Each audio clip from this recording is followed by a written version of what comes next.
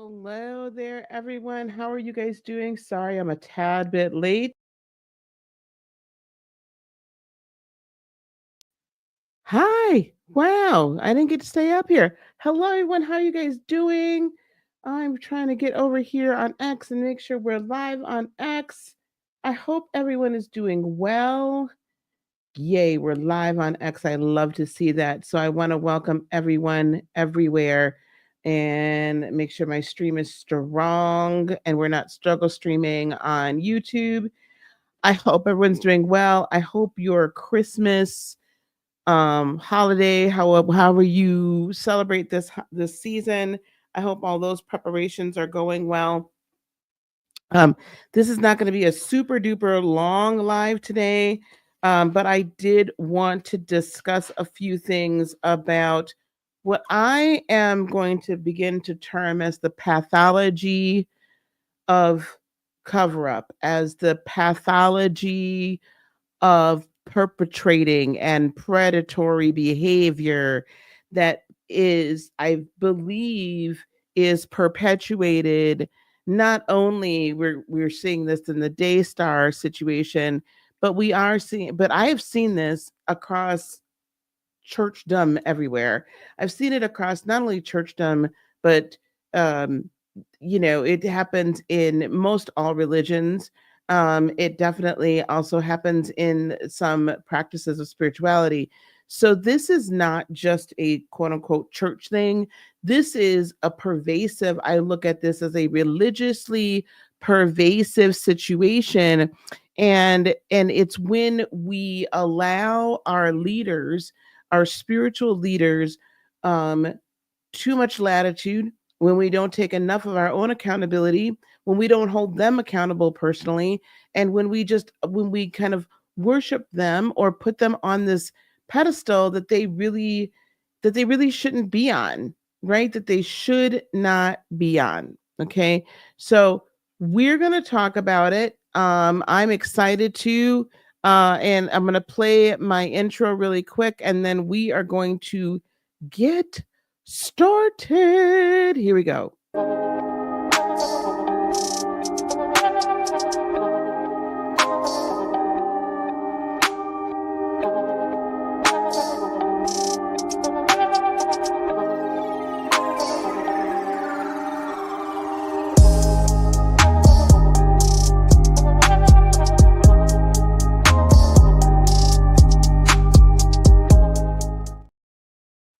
Welcome back. Welcome back. Thank you guys, everybody. I know people are filing into the room. As you're coming in, please hit the live button. Hello, Sister Michelle. Hello, how are you?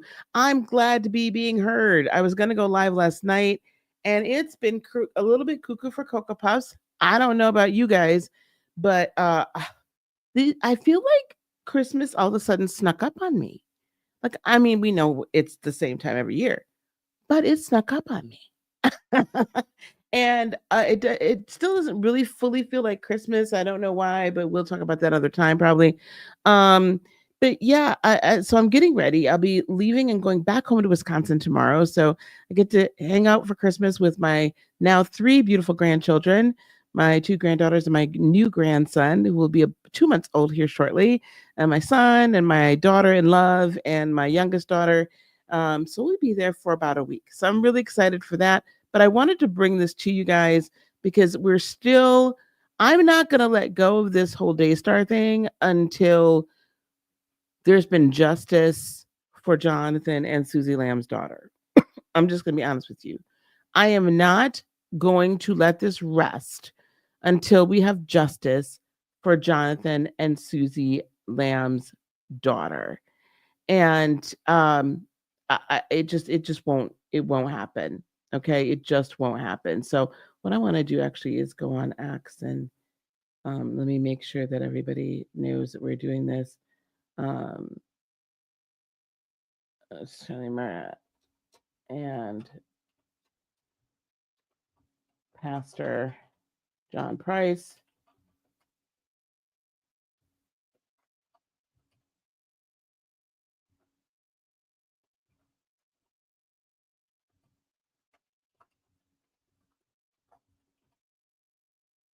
Okay, All right. There we go. All right. Now let me go back in here. All right. We are, hello, everyone coming on in the room. Hello, Christina. Hey, Miss Anna. How are you? Hello. Hello. Let me put my banner up because, as we all know, everything stated by me is my opinion. If by my guests, when I have panels, their opinion and any criminal or scandalous acts are definitely alleged. There's one other thing I need to put up here, and I'm going to read it. And I apologize, those of you who don't know, when we're on YouTube or any other platform, so that we don't get what they call strikes, we have to put these copyright disclaimers on here. So here we go. Here, I'm going to read the copyright disclaimer. Copyright disclaimer under Section 107 of the Copyright Act of 1976. Allowance is made for quote unquote fair use for purposes such as criticism, comment, news reporting, teaching, scholarship, education, and research. Fair use is a use permitted by copyright statute that might otherwise be infringing. That's very important for us to discuss because what we're going to be reviewing today, one of my recent viewers actually brought this to my attention. She emailed me. I am not going to divulge her name. I wasn't given necessarily permission to, and I don't know that I don't want to divulge her name. But she was a member of, reportedly, of Pastor John Price's youth group back in the day. I'm assuming in the 90s, and according to her, there were a lot of other victims that fell prey to Pastor John Rice. And this is a very old, and it's even hard for me to find information on the case itself. So, but what she did is she pointed me to a 2020 appearance of Cindy Murdoch, who was John Price's, let me make sure this is, wife at the time. She's now married to, I think it's David Murdoch. And she was in 2020, she made an appearance on Daystar on Joni Lamb's Table Talk. And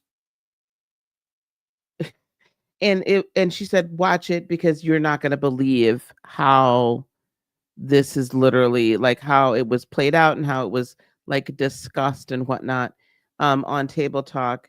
And she said there's so many more victims that never got their justice. So I wanted to talk about that, and not because I am saying that somehow Cindy Murdoch or John Price is in any way, shape, form, or fashion a part of the current scandalous situation that has recently occurred, not a part of recent events, not a part of any of the events and that are alleged to have occurred in 2020 and 2021 by Pete. She's not a part of it. But what we can see from this discussion, I was floored, I was disgusted, I was dismayed.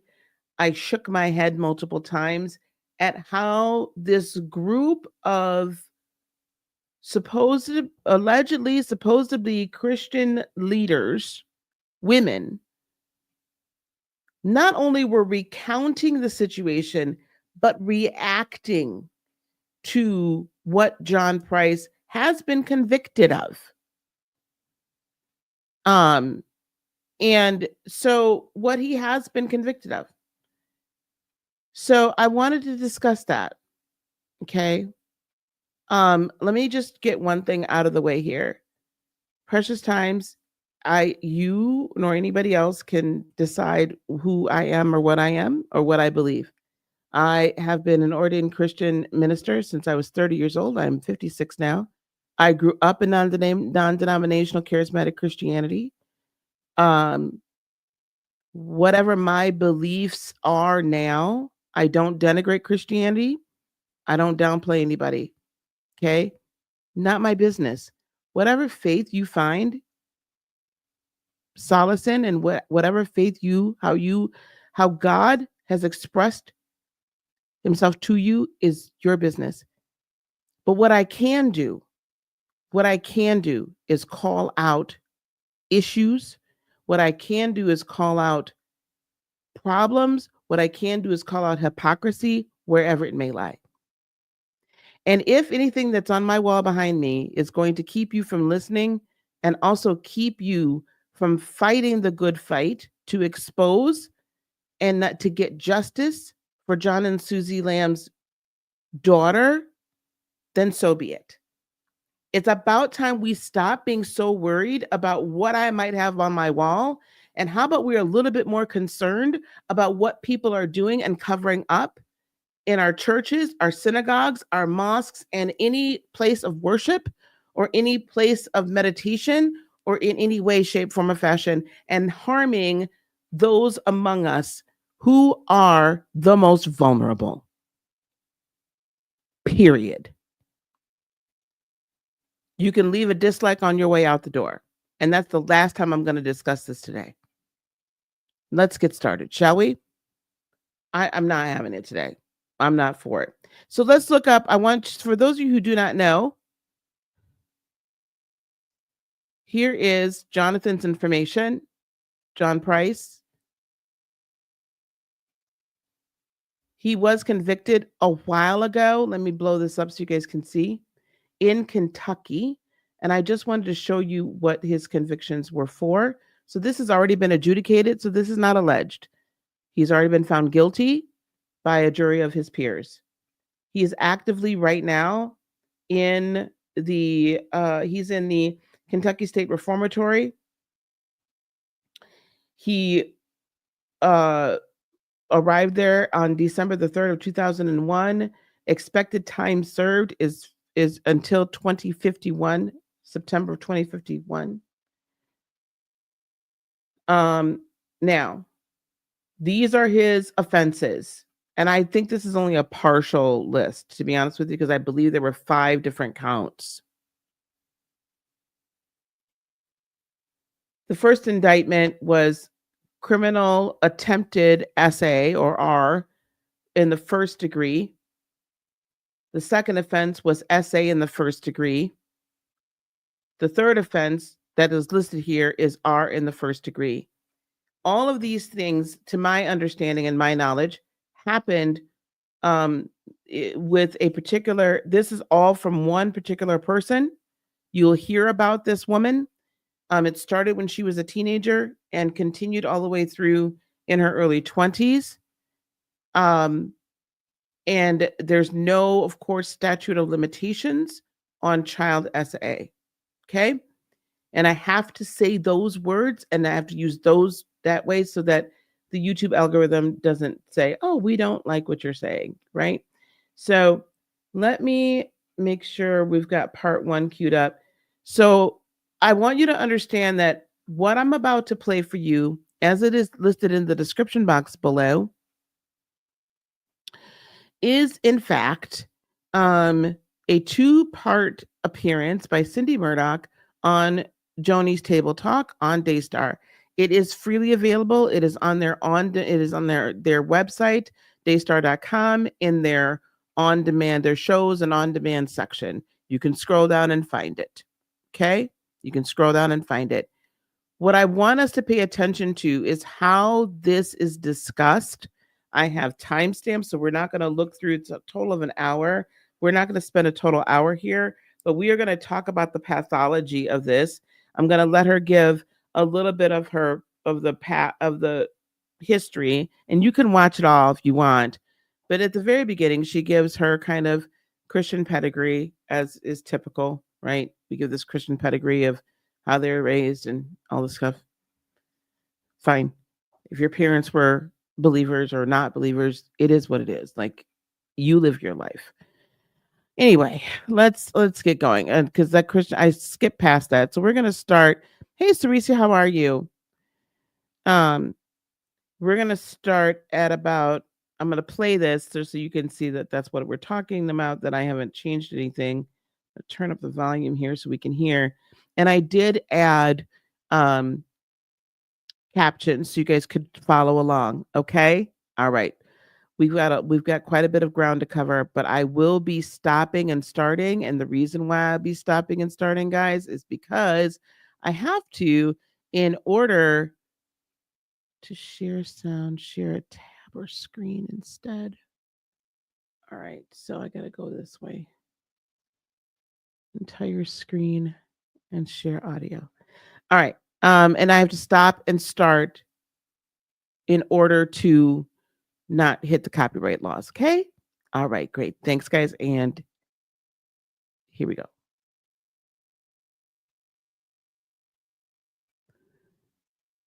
All right. And let me know with one in the chat or say I can hear it when I start playing this to make sure you guys can hear the sound. Okay, here we go.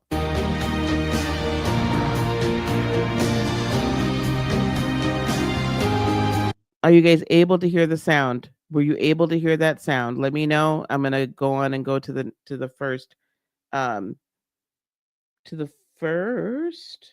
timestamp that I have.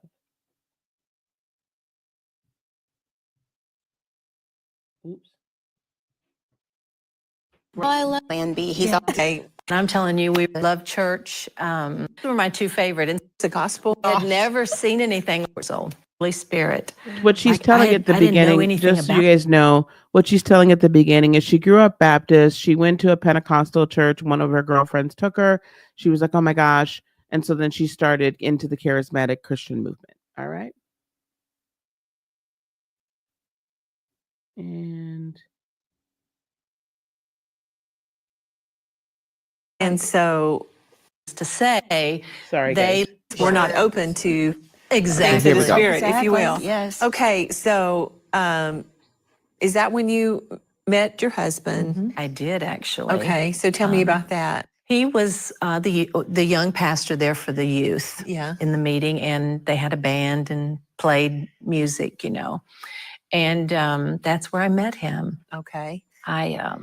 I stood off because I didn't know any of the people there or anything, but I did meet him during that meeting, and we began to write back and forth because he lived far That's away. what you did back then, Kendra. Wow. You would write. A little pen pal Relate to that today. we wrote, and Because he was traveling, I guess, wasn't he? yeah, some? they were traveling, and a lot, and I was still in school, and Okay, they were traveling a lot and I was still in school.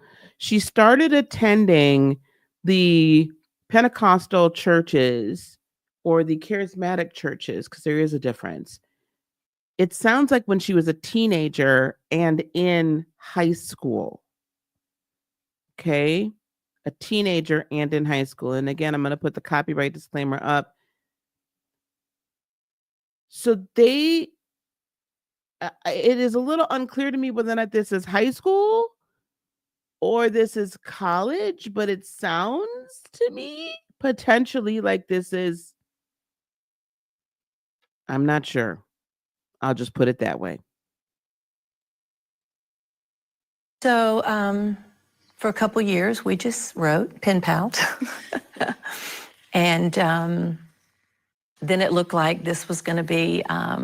He asked me to marry him actually, and I was very young. So y'all dated for a couple of years, Yeah, and then he proposed. He did, and we married and became youth pastors at a church, and in another state. So are you happy at this point? Are you thinking this is great? You know, I was, and I did like probably a lot of young girls did to their mom and dad. Mom and dad loved what had happened in my life. My passion for God, for the Word. At school, I wanted everybody to know Jesus like I did. I wanted everybody filled with the Holy Spirit. So I was just a fireball for God, and they loved that. Yeah. And so I felt like I was in love at least as much as a young girl could understand being in love. And I said to mom and dad, they struggled with it. And I said, you know what? I really believe Jesus is coming soon. Yeah. And I really want to marry him, you know, and I just convinced. So hold on, I'm gonna play the rest of this because I want there's another important point. I did. So listen, she believed at this point, now this is, I'm guessing, 70s. She believed at this point that Jesus was coming soon. I mean, that's typical. I mean, I had nothing against that, guys. And because she believed that Jesus was coming soon, she also then wanted to hurry up and get married. That is a common theme, especially in the charismatic church. Common theme, right? I'm sure a lot of you all heard it's better to marry than to burn.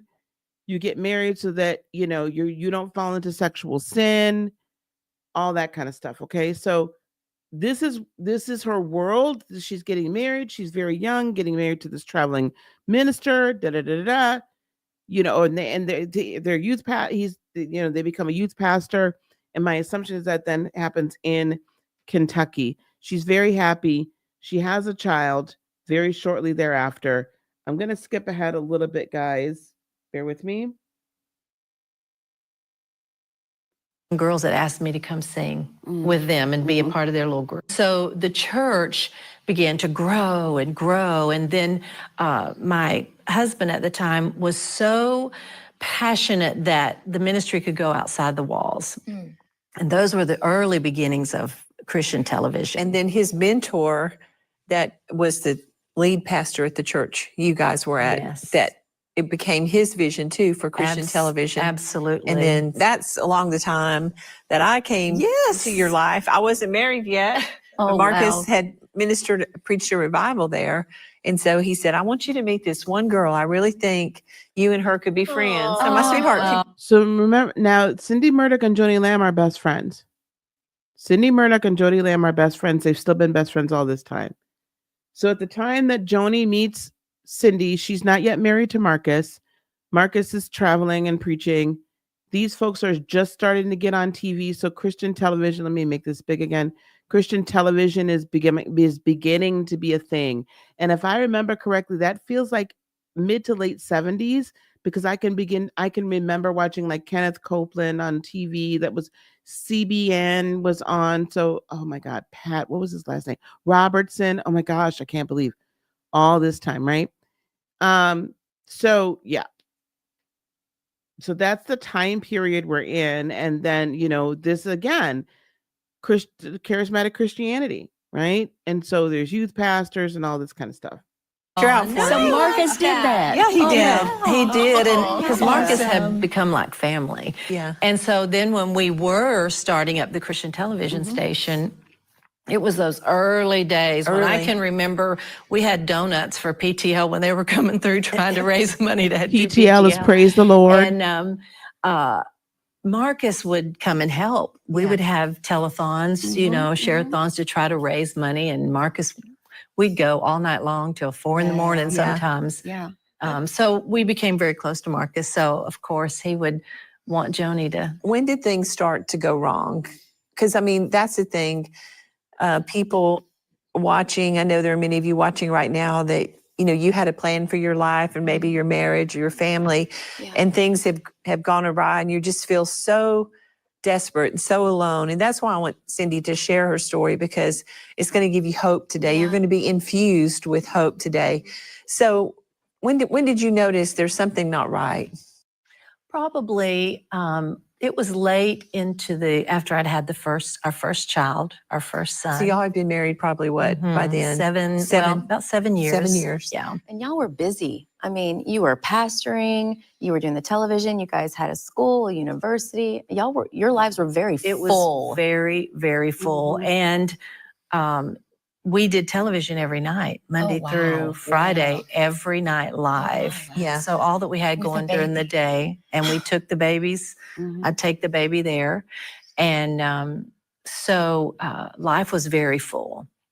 And so different ones would help, try to help make life a little bit easier. And into the, let's see, third, he maybe was about 3 years old. And I realized, if you think about, I had this dream, this fairy tale dream of the Cinderella life, because it seemed like I did.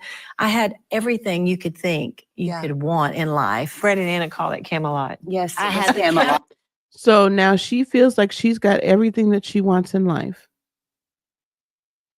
Okay. Now I want you to realize what we've already heard, and I'm not going to apologize, but I'll let you know. So now they've created this ministry. This is at the beginning of Christian television. PTL is Praise the Lord.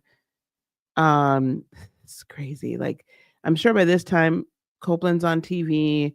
Thank you, Sarisa, for Kenneth Hagee. I totally forgot. Like, all these things, right? And all these people are now CBN. It's just starting.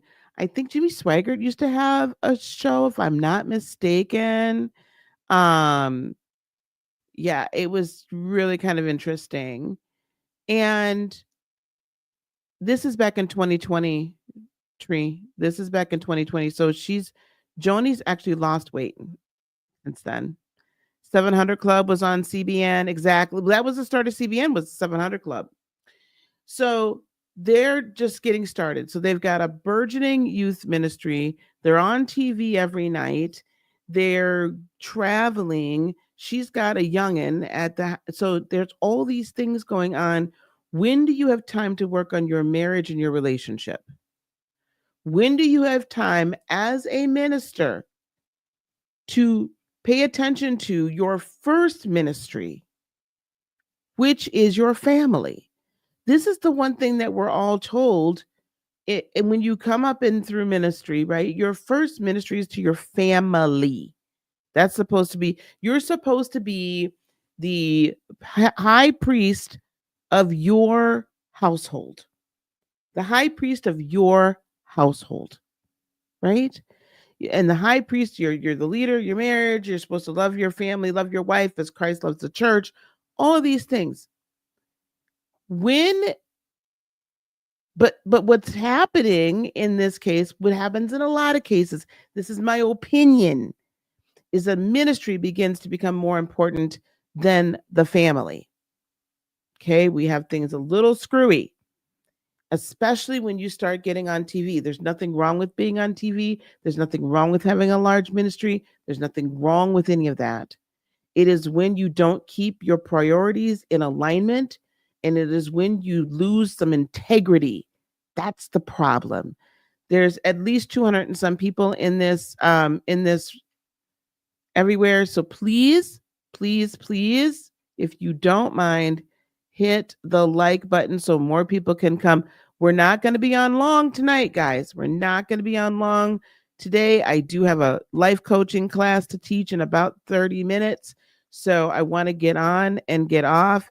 But I needed to bring this to you guys tonight. And if we need to pick it up and do a part 2, we definitely will. Okay, we definitely will. So let me bring this on. Yeah, guys, we got 225 viewers right now. Can we please get my likes up? We only have 21 likes.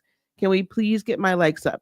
Okay, that would be amazing. Thanks, guys. I appreciate you. Here we go.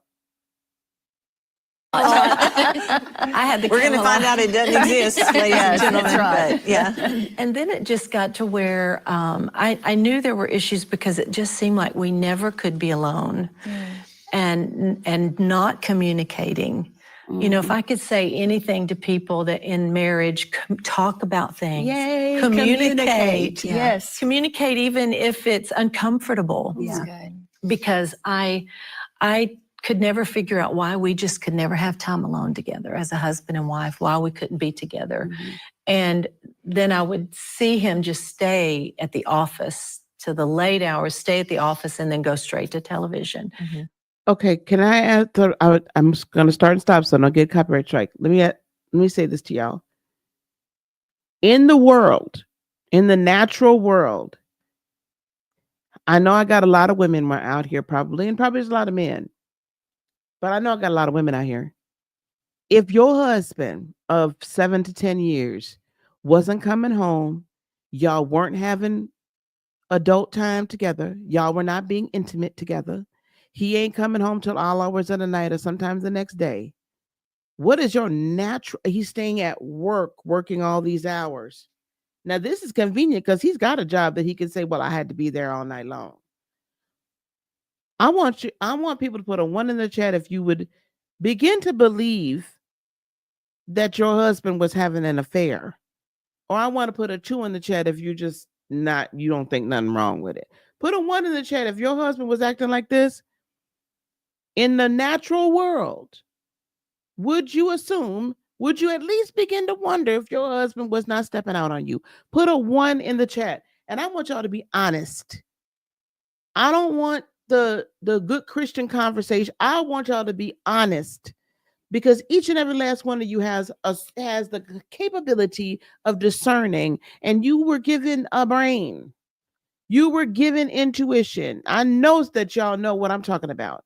Please don't be out here and thinking, and you don't need to pretend here. I don't know you.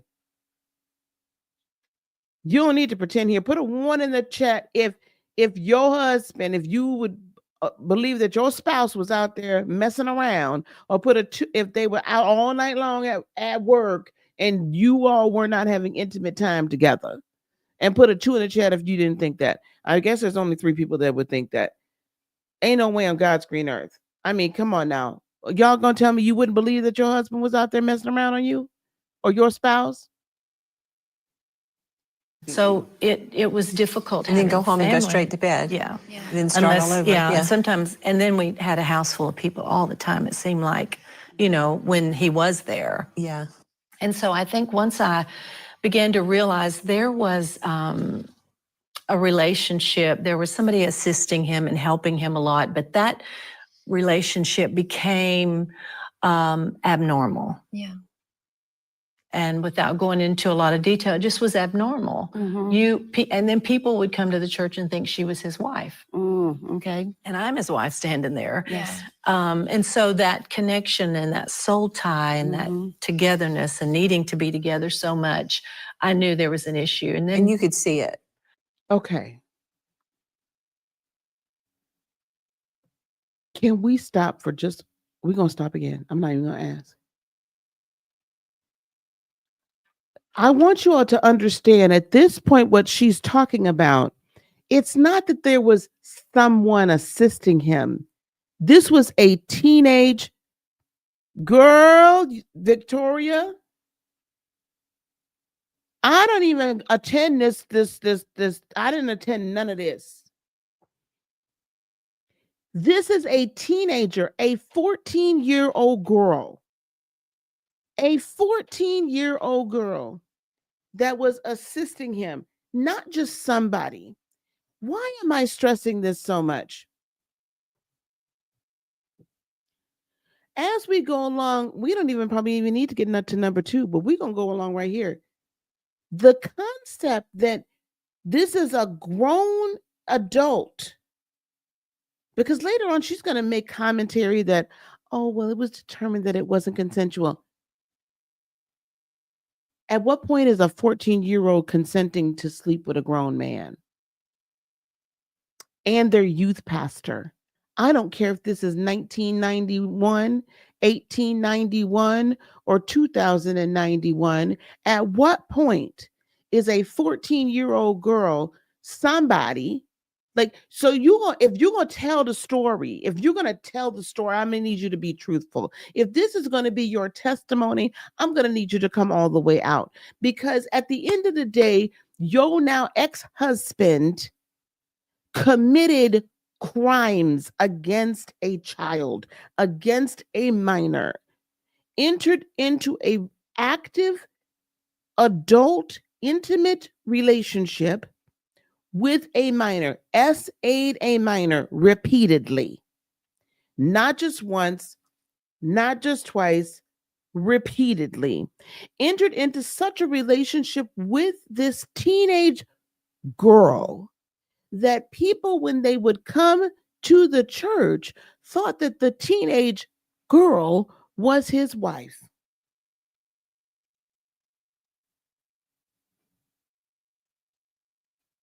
But you are going to state that this is an abnormal relationship,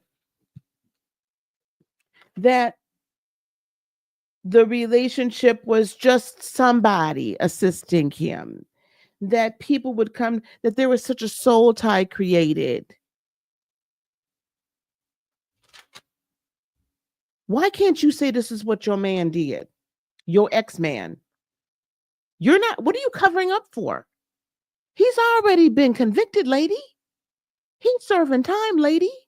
this young girl, and from what I'm understanding, other young girls in this in this youth group are putting their lives back together. And you sitting here, oh, it was just somebody.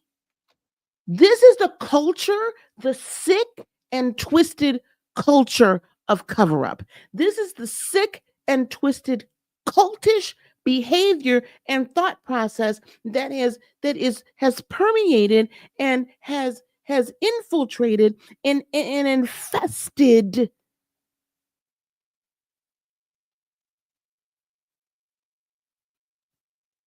at the very least charismatic Christianity. But let me tell you something. This goes on in non-charismatic circles as well.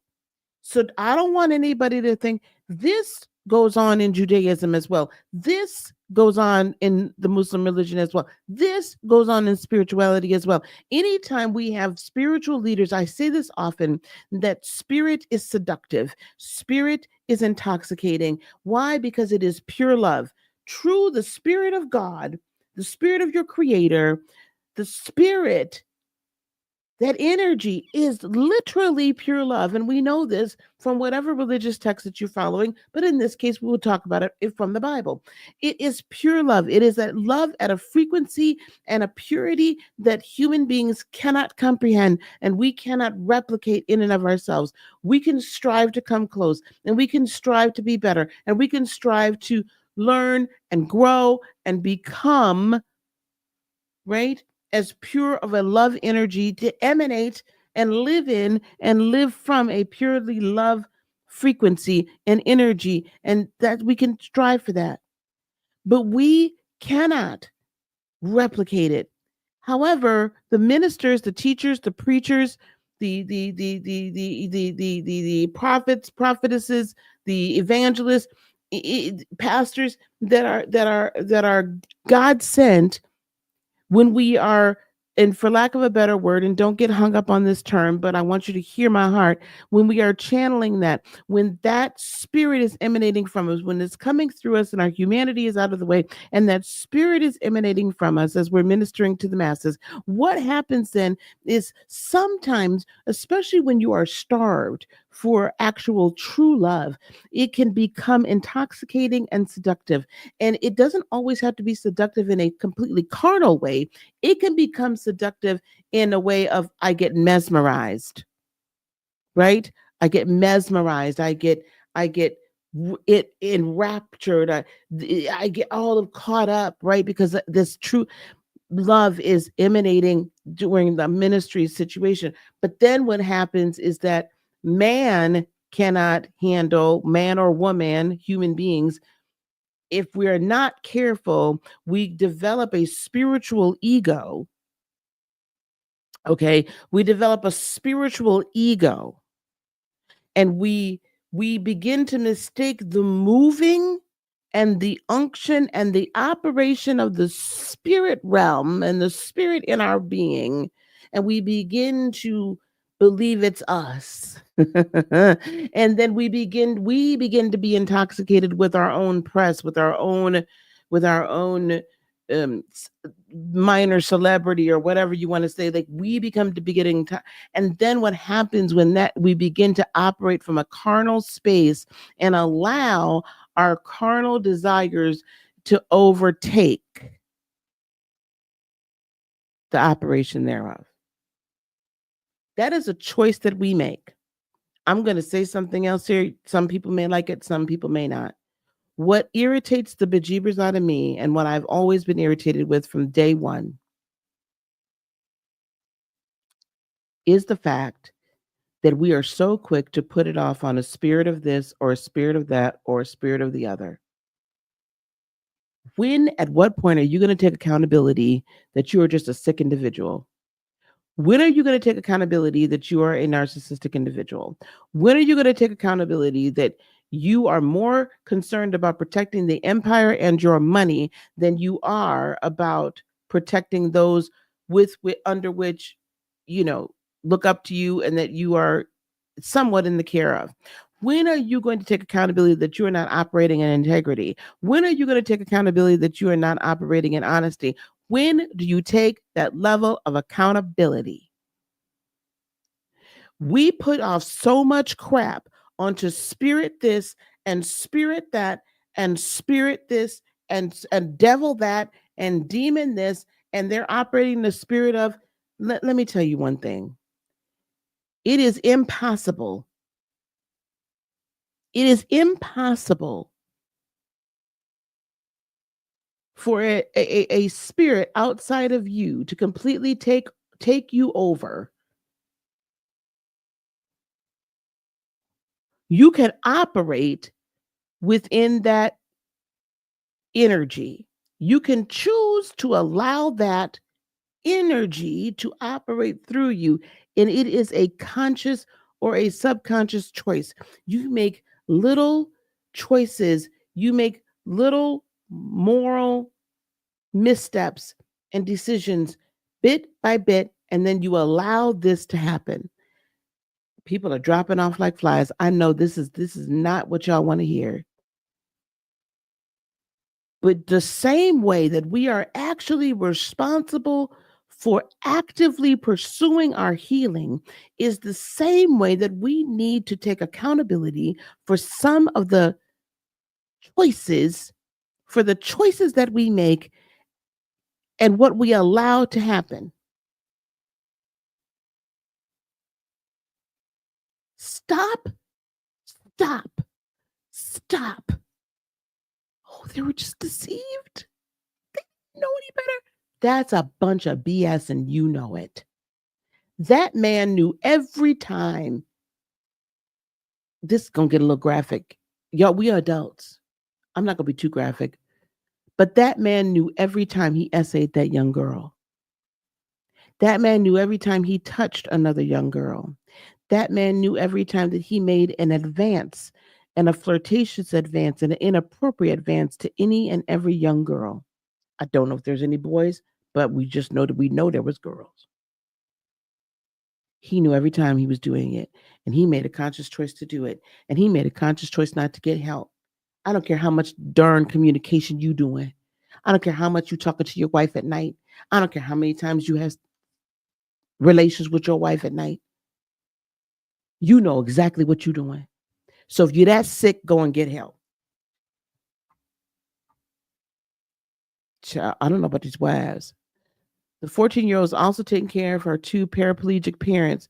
So the 14-year-old had two disabled paraplegic parents at home. So she was a perfect victim. Bishop Pearson said, even at the height of his preaching, he said it was orgasmic.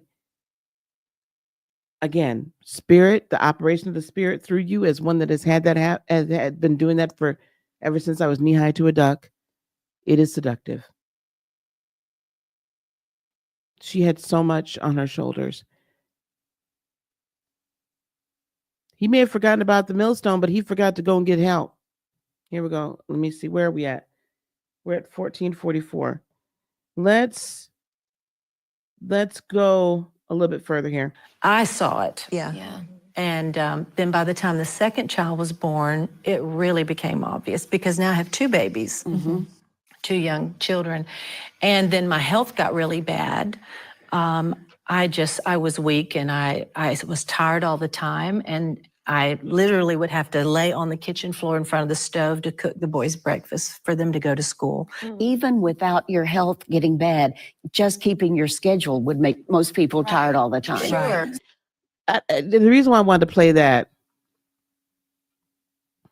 this is what I really want to play that is this. The timeline isn't adding up for me. I'm not sure because when this started, the oldest was 3. Then a little bit later, she has another child, and then now she's talking about her health was so bad that she had to lay in front of the stove to make. First of all, where was he at, and where was the rest of the church at? Why are you laying down in front of the stove to make breakfast?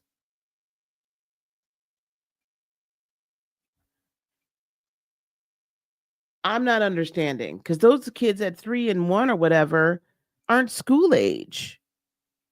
Oh, honey, this is all about her. Wait till you finish here. Like she's telling her story. I'm going to give her that. But I just want you to hear how she references the essay. and the R-ing, the graping. I want you to hear how she references this. And I want you how none of these women women on this panel, not one ever in an hour that I had to suffer through, not one said that the poor girl.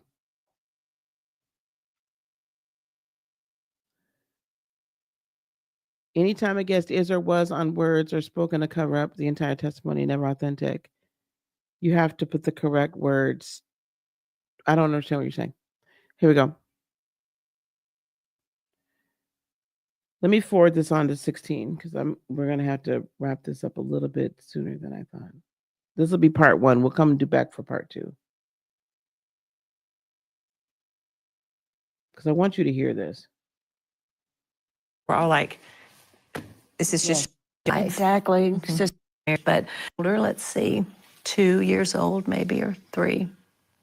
I just knew it was not right. And so nobody could see it but me. See, and sometimes they make you feel like you're crazy. Like, you That's know. what I wanted to know. You're suspicious. What happened when did you ever talk to him about it or confront him about it? I did, and that's when I think I kept making it worse because I kept confronting. Us women, when we're passionate about our home and our family and our lives and our marriage, but the confrontations led to horrible arguments. But you felt so helpless. I You were felt just trying to helpless. get some kind of Because resolution. nobody, right, and anybody that I went to felt like I was crazy or that I was a jealous wife. Exactly. Suspicious, And that jealous. Yes, and that this was normal. This is what ministry jobs are. This is just the way things are. But I knew So that even though you saw something and you're crying out even to people in leadership at the church, there's something not right here. They were all like, this is just you, Cindy. It's you. And that had to make you feel horrible. well, I did. I felt, because Don't you find that interesting? Out of Joni's own mouth. Let's rewind that, shall we?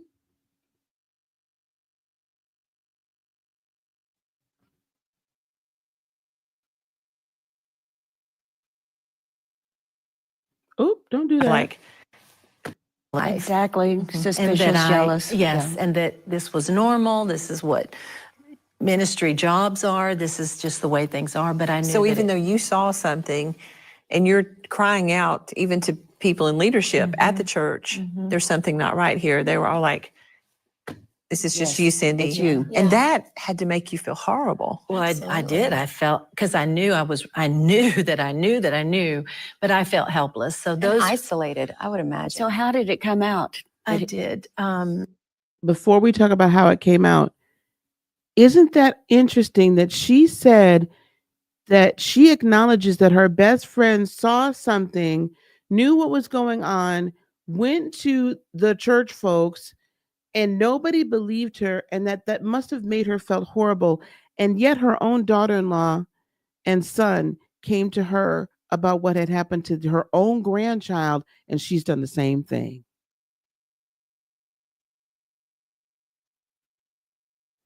And then even has these people, like Marcus, whatever his name is, Rogers, calling Susie Potiphar's wife. I'm gonna get right back into that. I'm trying to understand who's exactly is Potiphar's. What?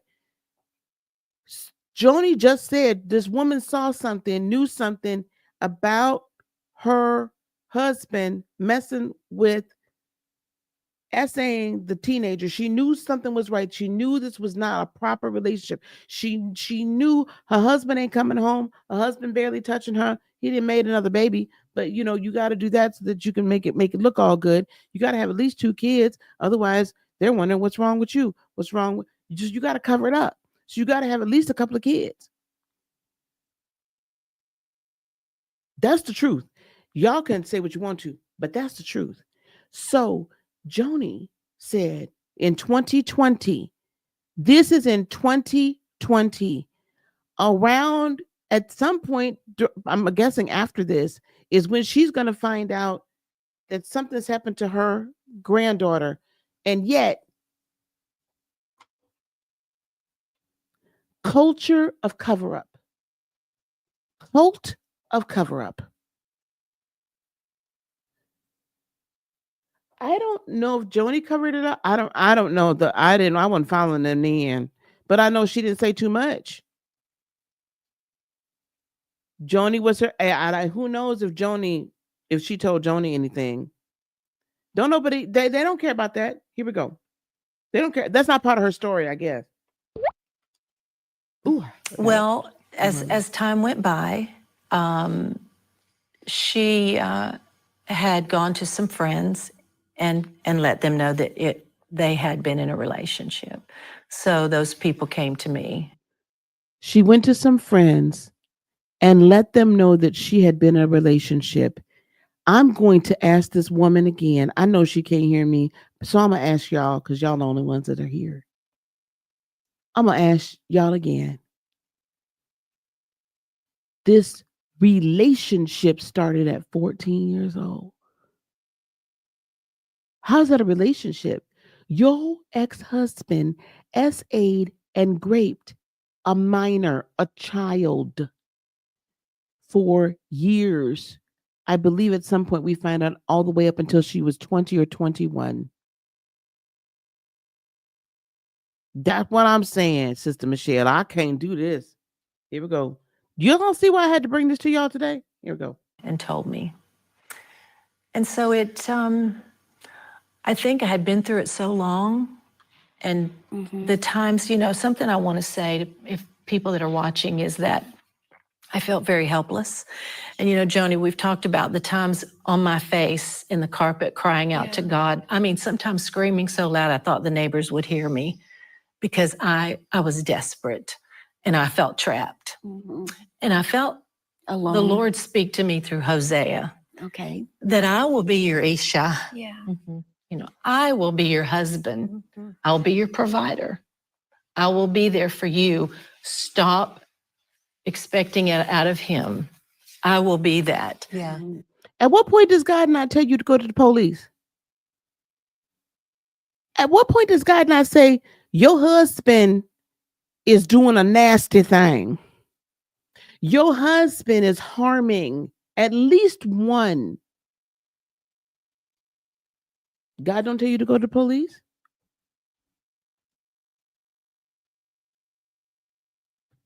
God don't tell you to take care of, because you're both the youth pastors. God don't tell you to take care of that child too? Hang on, gang. We're gonna skip this. We're gonna get through this part, and then I'm gonna come back for part 2. 1801. But I got to get y'all to the part where this really took the cake. Say another word, and I was living in deception. Yes. And But you didn't break him, so you couldn't fix him. no, and And you can't overrule someone's choice. Oh, yes, that's right. You can't overrule if someone's making bad choices and want. right, and we know when people are deceived, they don't know No, they're they're deceived. That's right. That's right. So he Deceived. was living in deception. Yes. He and was he living didn't know in how to be free deception. because he was living in predatory behavior. The literal, like the hypocrisy. I can't take. This is not deception. This is criminal predatory behavior. deceived Yes. enough that Deception. he would stand his ground that I was wrong. Oh, yes.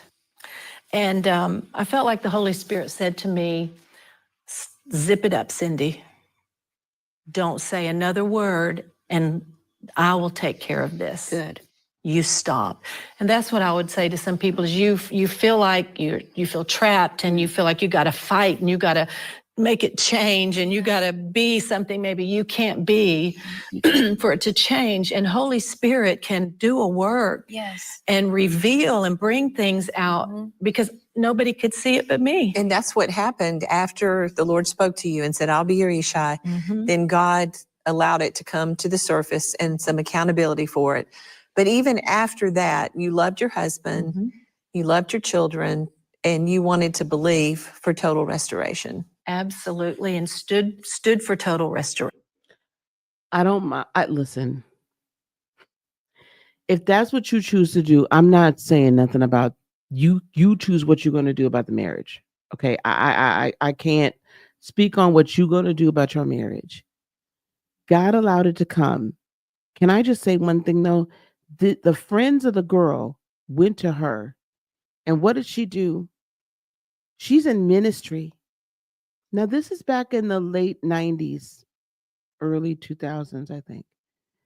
So there wasn't like we were just beginning to get to this, like, you're supposed to report it and that kind of stuff. We were just getting to that. Okay. So this is a different time period. But this is what I'm going to say to you guys. And I'm going to have to wrap this up very soon here. I got to get to class and be late. And as a wife and a mother, my opinion, she had a moral obligation to go to the police herself. She had a moral obligation to take that young girl to the police. She had a moral obligation to make sure that young girl was taken care of. Instead, it appears to me, my opinion, you're looking at her as if she's the other woman, as if somehow she could consent.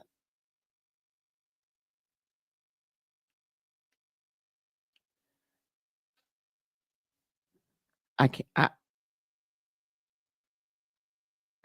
I can't.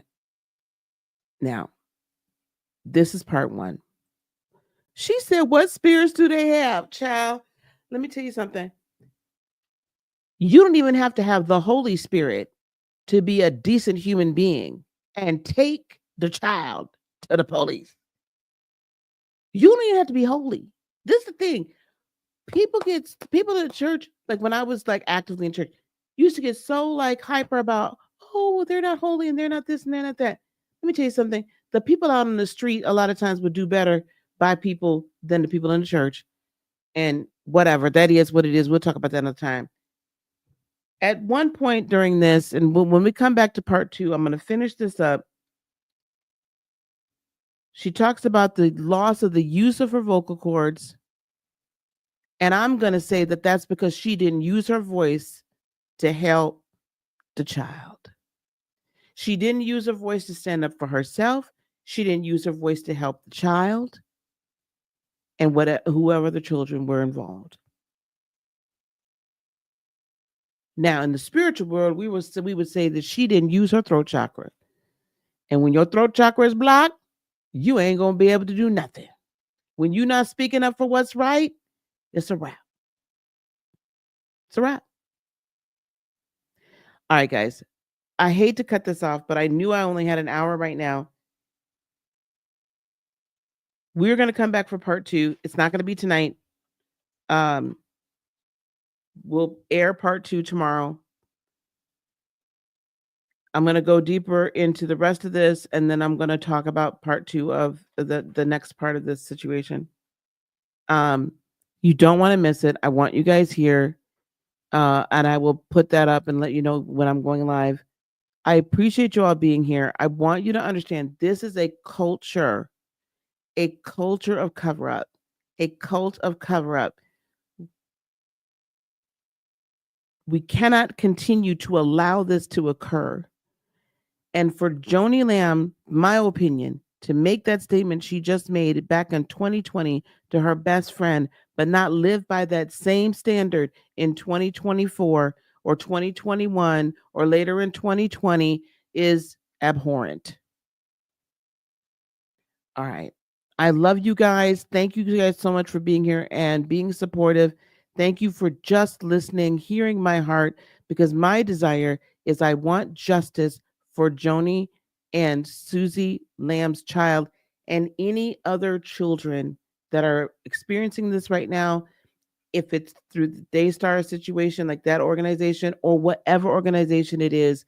We will begin to talk a little bit more over the next couple of weeks about the Heal the Hurt Army, and Heal the Hurt 2025 coming to a location near you. Until then, peace, love, blessings, and joy be unto you today, tomorrow, and for all eternity.